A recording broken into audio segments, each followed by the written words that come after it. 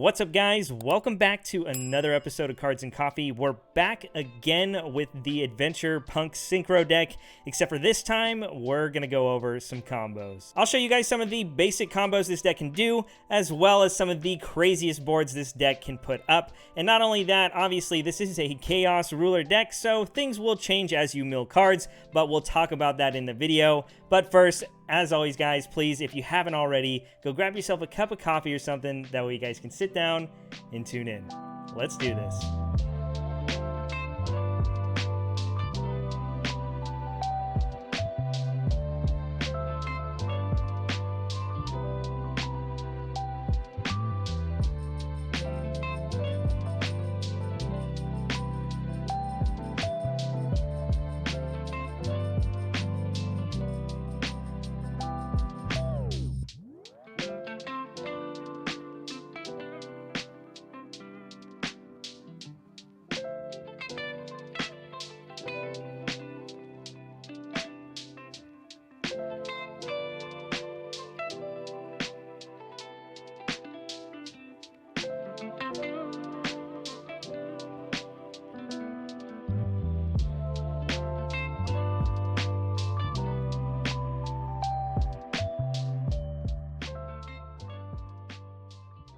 Alright, we're back at the combo table. Very excited for this episode because personally this is one of my favorite decks of the format. Obviously this deck is a great combo deck, being able to put up a pretty dang good first turn board while also scythe locking your opponent. But the fact that this deck has so many avenues at which it could play its turn makes it to where sequencing is probably the most important thing about this deck. And while I might not be able to show you exactly how to sequence things because we're not playing against anybody, I can at least give you guys a little tips and pointers as we go through these combos. In case you guys didn't know, I've been on this deck for a little while now, and I am constantly changing the tech cards that I am playing. And I'm actually coming off of a 6th place regional top as well with it, so if you're interested in seeing that profile, go ahead and check it out. But like I mentioned, I am constantly changing this deck, so as we're doing combos, I'll also make some suggestions for different lines you can make if you are playing other tech cards in your deck. But to start things off and to keep it simple, I'm going to go ahead and show you guys just the basic 1-card emergency teleport combo, alongside, you know, whatever else you might have in your hand. This combo can also be achieved with Foxy Tune and any other P.U.N.K name in your hand. So I'll probably touch on that later as we're doing other combos, but just know this is going to be very bare minimum combo. And again, things can get pretty crazy depending on what you mill with your Chaos Ruler. But again, I'm just going to show you the bare minimum for this combo. So starting things off, of course, we're going to activate our emergency teleport. We're going to go ahead and summon ourselves the Xiamen from deck, and then of course we're going to pay 600 to add a monster. Adding ourselves the Foxy Tune to hand, and then immediately after that we're going to use its effect, discarding itself, and then on resolution we'll ditch another card to summon another P.U.N.K from deck. Deer Note will come out from deck, and again, I'm sure if you've seen any of these other P.U.N.K combos in other videos, this is going to look fairly standard for the most part. Now, of course, after these hit the field, we can go ahead and synchro them off for our Chaos Ruler. Deer Note will activate, bringing back Xiamen, and then this will go ahead and mill 5 cards. There are so many things in this deck you can mill to extend, but for the sake of the combo, we're just going to mill 5 blank cards. After that, this is a tuner and a non-tuner, so we'll go ahead and link these off into our P.U.N.K. We'll activate the effect and bring a tuner out from deck.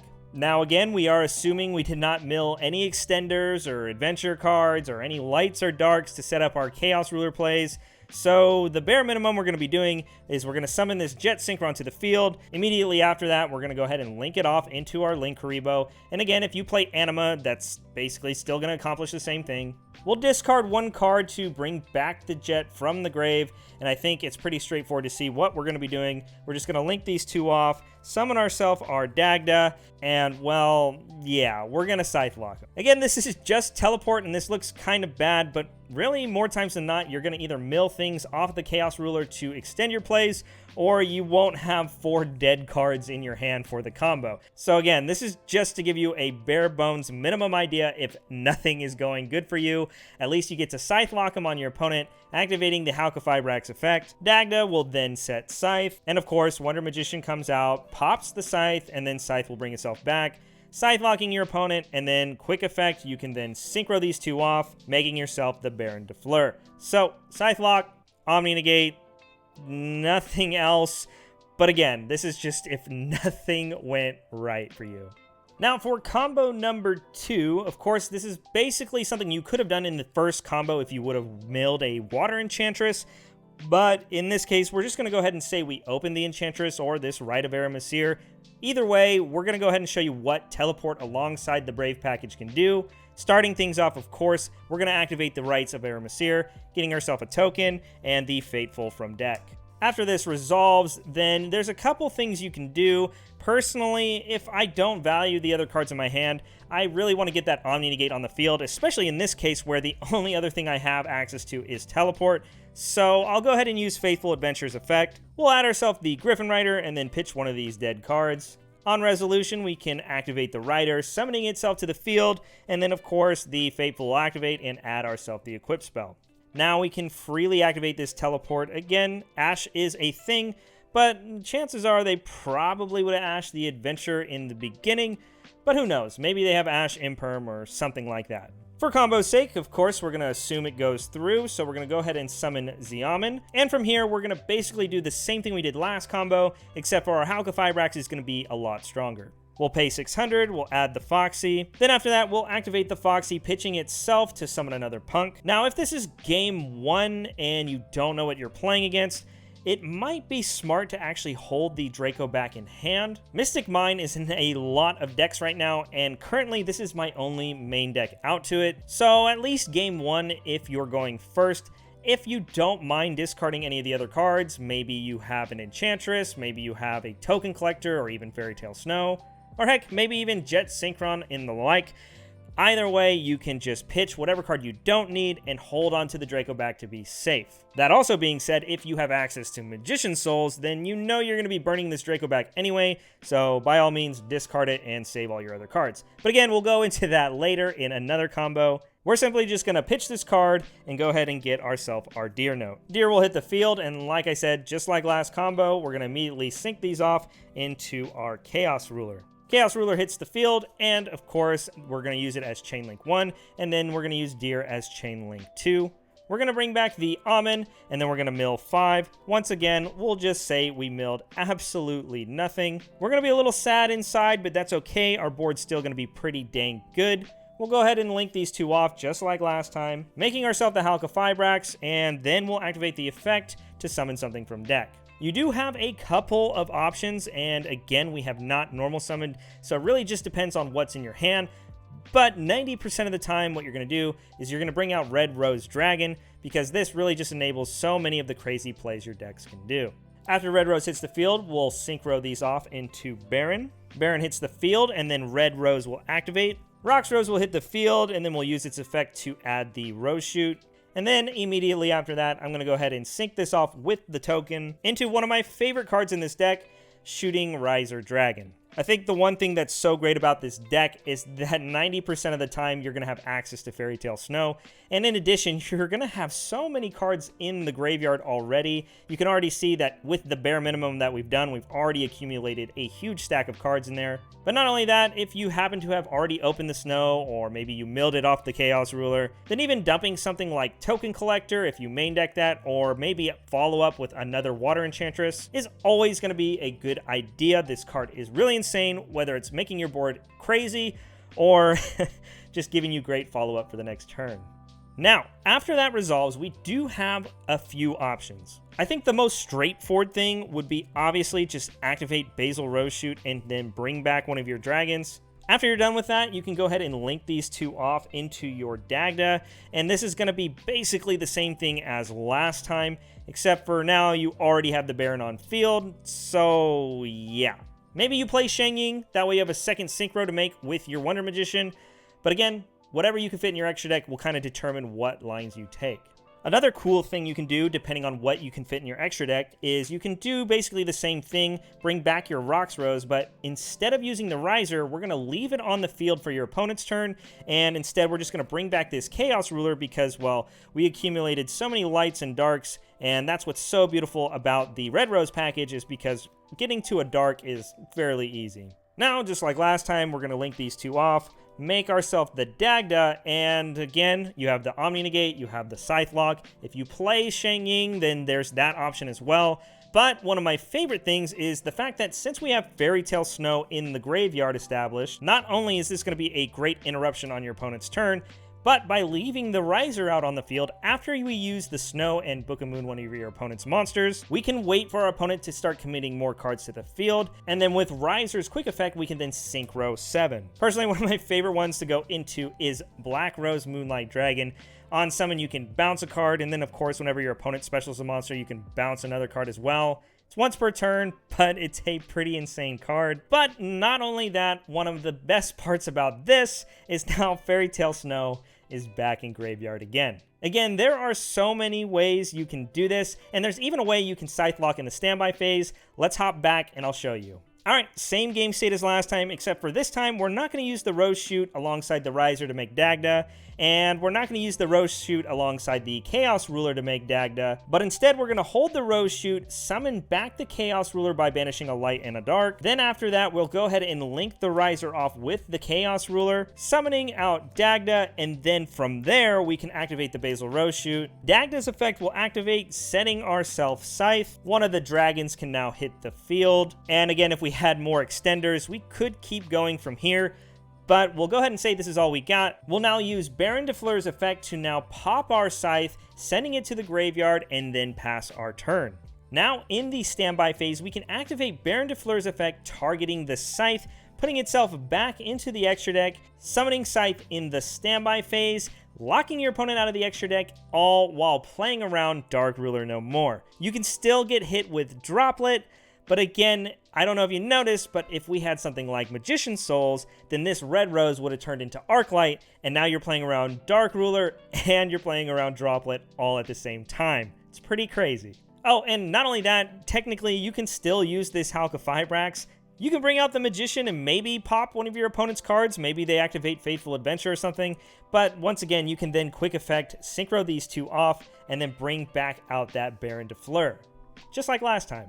Alright, now next I want to talk about Magician's Souls. Obviously this card in any adventure deck is pretty dang insane, but the fact that it's a level 1 non-tuner makes it to where Arclight is very easy to make. So to kind of piggyback off of the last combo, we're going to do something similar with Rite of Aramesir and Emergency Teleport. And like I said, Teleport can basically accomplish the same thing as Foxy Tune and any other punk in hand. I'll probably go ahead and show you that in the middle of this combo, that way you guys are aware. But one thing that's actually really crazy about this deck is technically, while I'm showing you a lot of cards you need for this combo, this stuff you can mill because of Water Enchantress. So going back to our first combo with just Teleport, or I guess in this case, Foxy Tune and any other punk in hand, if you were to mill a Water Enchantress in either one of these, then the combo I'm about to show you is gonna end exactly the same. Now, for simplicity's sake, we're just gonna go ahead and say we mill one of our 4 copies of Souls, and we'll go ahead and say we open either Rite of Aramesir and Teleport, or even Water Enchantress, or Foxy Tune and another punk. So to show you what I mean, we're just going to go ahead and say we open one of these, and alongside that we're going to have the Foxy Tune alongside, well, any of these punk monsters. So starting things off, we're going to activate the Rite of Aramesir, getting a token, and again, if it was Enchantress or Foolish Burial, then we're going to use those to search this card and then activate it. Faithful will hit the field, and again, depending on what's in your hand, if you have something you want to normal summon to get yourself the discard fodder before searching the Griffin, you can do that. Or in this case, to just keep it simple, I'm going to go ahead and search the Griffin Rider now. That way I can get that Omni Negate on the board as soon as possible. And maybe even bait Ash along the way. So like I said, Faithful will add the Griffin, and then we're going to go ahead and discard a card. After that resolves, we'll activate the Griffin Rider, summoning itself to the field. Faithful will activate once again, getting ourselves the Draco back. And now we have our Omni Negate, so we can activate our Foxy Tune, and if this resolves, we'll discard the Draco back. Now, in this scenario, we actually have a Xiamen in hand, so technically we could just bring out Deer and normal Xiamen and then go from there. Or another thing you can do is summon the Xiamen from deck, Draco back will then equip, and now you can activate the Xiamen to add Ogre Dance to hand, and then immediately after that, use its effect to search the Deer to hand. Now again, like I said, we could have just normaled this Xiamen, but by doing it this way, we actually establish lights and darks without even needing our Red Rose package. We're not always going to get into Hulk, sometimes they have multiple hand traps, but again, it's just one of those things that if I can establish light and dark early, then yeah, might as well do that. Now that that's all done, we'll go ahead and activate the Deer Note, revealing the Almond or whatever other punk you had. Maybe you had another Foxy Tune or something. We'll ditch the other punk, summon the Deer, and this is going to be very similar to the last combo. We'll go ahead and Synchro these off. Just like resolving Teleport, Ruler will hit the field and will use its effect alongside the Deer, bringing back the Tuner from grave, and then we'll mill 5. So like I said, we're going to be milling Magician Souls for this combo, and again, you could have opened it, or maybe you're even playing 1 for 1, or maybe even you're playing Small World. There's a bunch of different ways to get this card, so again, just for simplicity's sake, we're going to say we milled it. So the rest of this useless stuff will now go to the grave, souls will go to hand, and now we can do the same combo we did last time, except for the souls is going to get us a lot more. So we'll link these two off, we'll summon ourselves the Hulk. Hulk will bring out the Red Rose, and then immediately we'll Synchro into Baron de Fleur. Red Rose will then activate, summoning out the Rox Rose from deck, and then of course we're going to add ourselves the Basil Rose Shoot. Now after all this is established, we'll go ahead and summon our Magician Souls from hand. Illusion will hit the grave, and right now I think would be a good time to draw 2. We'll send these 2 to grave, and we'll get a Pot of Greed. Go ahead and Synchro off the Tuner alongside the token, and summon yourself the Riser first. Riser will now dump Snow, and again, if you did draw it, then you just dump Token Collector, or maybe Enchantress for the follow-up. We'll now banish a Light in the Dark from the graveyard, bringing out Chaos Ruler to the field again. And then immediately after that, we're going to go ahead and link these 2 off into our Scythe Lock Artifact Dagda. The reason why we're doing this before going into Arclight is because now we can use the Rose Shoot, activating the Dagda to set Scythe. That way, not only are we going to get the lock like last time, but again, we get to lock them out in the standby phase. Scythe will get set, and then the Dragon will come back from grave. And after all that's resolved, now we can Synchro these off, make ourselves the Arclight, and then of course we can use Baron's effect to then pop this Scythe for next turn. So just like last time, you'll have 1 card in hand from your original starting 5. Now we will have 2 more cards from our Pot of Greed. In the standby phase, we're going to use Baron de Fleur, putting itself back in the extra deck to Scythe Lock your opponent. It's in the standby phase, so they cannot use Dark Ruler no more. And it's also got an Arclight next to it, so they can't Forbidden Droplet you. This is going through. And again, during your opponent's main phase, you also have the Hulk of Fibrax. You can bring out the Wonder Magician, maybe pop a back row, and of course, really, it's just there to quick effect Synchro back into your Baron. You'll have the double Omni Negate, you got free Link Fodder for the next turn, and of course, you have the Fairy Tale Snow Engrave. This card, one of my favorite cards. Oh, and one other quick note is not only is this an Omni Negate, but if you do play multiple Magician Souls like I do, then when you use it to Omni Negate, then you can get follow-up in the form of another Illusion of Chaos. It's pretty crazy. So that's about all the time I have today, guys. Thanks again for tuning in. If you guys wanted to see that deck profile, please go check it out. You guys can see exactly what I was playing at the other regionals. And in addition, I have a Cherubini build of the deck as well. So if you want to see that, comment down below and let me know. And in addition, of course, if you guys want to see a combo video for that, I will gladly show you all the lines that I love doing. Thanks again for all the support. Here's hoping to see you guys next time. Peace.